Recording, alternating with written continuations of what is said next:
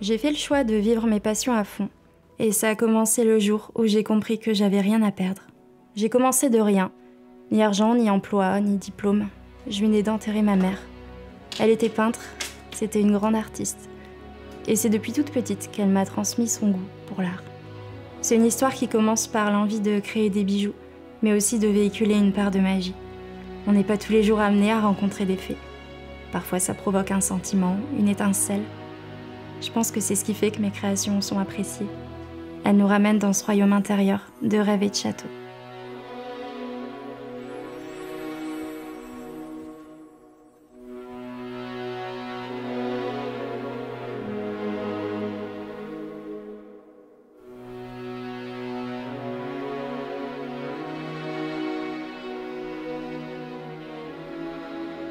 Faerie, c'est une identité à part entière. J'ai commencé avec 3 fois rien sur un bout de table et 3000 idées en tête. J'ai dû tout apprendre seule, de la structure d'un bijou jusqu'à la conception d'un site internet. Depuis 2015, la marque s'est développée. Maintenant, je propose de la décoration, des images, des histoires aussi, inscrites dans un même univers. J'ai participé à des marchés médiévaux dans le Nord, ma région natale. Là-bas, j'ai aussi un point de vente. Je puise dans l'imagerie d'époque, l'entomologie, le jeu de rôle, les grandes licences, les bouquins. Tout ça, c'est intarissable. Tant qu'on arrive encore à s'émerveiller de ce qui nous entoure, on pourra toujours se renouveler.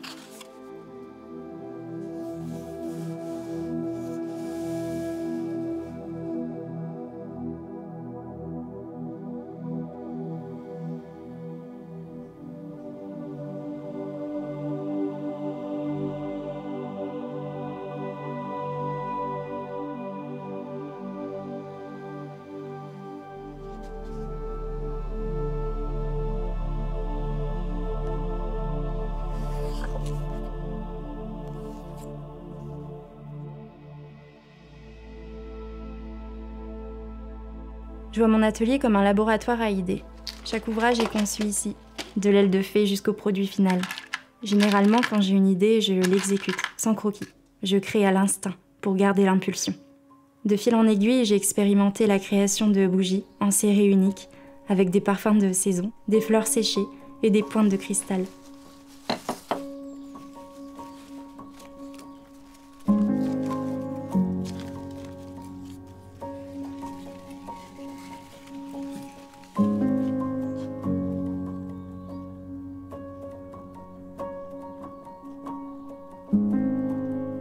Je fabrique aussi des mondes enchantés sous cloche de verre, avec ce que je peux trouver dans mon jardin. Depuis le début de mon activité, j'ai rencontré d'autres créateurs, avec eux aussi une signature artistique. J'ai pensé au développement de l'artisanat fantastique, à l'échelle française, et c'est comme ça que j'en suis venue à créer la Faerie Box. C'est un coffret à thème dans lequel on peut découvrir des bijoux et de la décoration, notamment faite par un autre artiste. C'est aussi ce qui a permis à certains collaborateurs de se faire connaître et se lancer aujourd'hui en toute confiance dans l'auto-entrepreneuriat. C'est le cas de mon homme, par exemple. Dans ce métier, je suis seule, alors il faut être polyvalente. L'envers du décor demande plus de travail que la création brute. C'est une organisation colossale et essentielle. Les prototypes sont imaginés plusieurs mois à l'avance, selon le calendrier saisonnier. Une fois que les bijoux sont prêts, il y a la mise en valeur, la photographie, puis toutes les étapes intermédiaires, jusqu'à l'expédition de la commande. Exercer son métier chez soi, c'est aussi des journées avec 12 à 15 heures de travail, sans vacances ni congés. Finalement, on a toujours la tête dedans. J'ai la chance de travailler chez moi, au cœur de la nature, avec mon homme et mes chats. C'était primordial de nous éloigner de la ville, de partir sur une vie simple, qui fait sens avec ce qu'on entreprend. On peut dire que mon mode de vie a une influence médiévale. Je vis en forêt, je cultive des herbes, je fais de l'hydromel. J'essaye aussi de partager cet aspect-là sur mon blog, La Taverne aux Fées. De montrer qu'avec des notions simples et ce qui nous entoure, on peut imaginer quelque chose d'intéressant.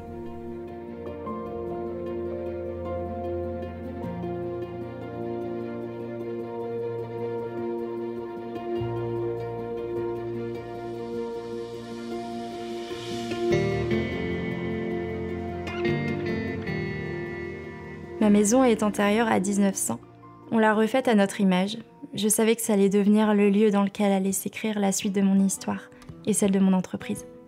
Ici, chaque décoration est l'empreinte d'un confrère ou d'une consoeur artiste. C'est ce qui rend la maison si singulière.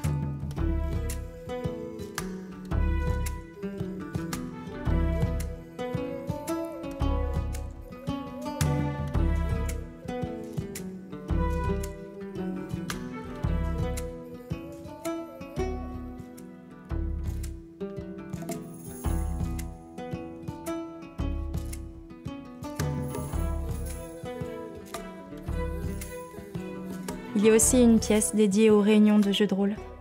J'ai toujours aimé incarner des personnages, mais ce que j'aime plus encore, c'est découvrir ceux des autres joueurs. Les voir évoluer dans une aventure qui laisse sa marque après des années. En 8 ans, j'ai écrit une 15aine de scénarios sur mesure pour des campagnes entre amis. J'étais partie sur du Donjons et Dragons, puis mon homme s'est mis à dessiner des cartes. J'ai alors imaginé des armées, et puis, naturellement, une autre ambiance s'est instaurée. Ce qui fait qu'on a fini par glisser dans un tout autre univers. Un peu dark fantasy, un peu militaire, avec ses régions, sa géopolitique et toutes ses perspectives. Ça m'amène aujourd'hui à envisager des projets d'écriture d'une autre envergure. J'en ai d'ailleurs un actuellement sur le feu.